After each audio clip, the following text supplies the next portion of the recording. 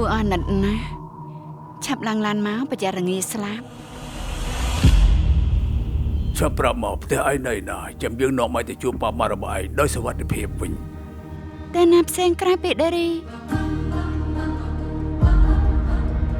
គ្រួសារខ្ញុំនិងខ្ញុំទើបទៅរើមកក្រុងនេះប៉ាអូបងសម្លាញ់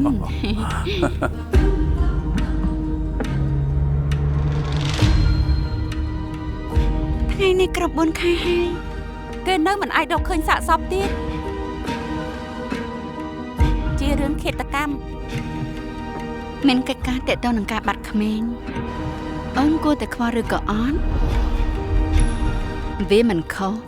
ដែលឲ្យមនុស្សដែលយើងស្រឡាញ់នៅចិត្តគ្មានអ្នកណាមកជឿលើអីដែលយើងបានឃើញទេខ្ញុំអត់ជឿដែរវាមានប្រវត្តិរឿងបែបនេះកំពុងកើតឡើងនៅដេរីក្មេងៗដោយពួកឯងកុំចេះដឹងកិច្ចការរបស់ប៉ូលីសឲ្យសោះខ្ញុំបានលើសំឡេងតាមបំពង់ទឹកប៉ាធ្លាប់ឮរឿងចឹងអត់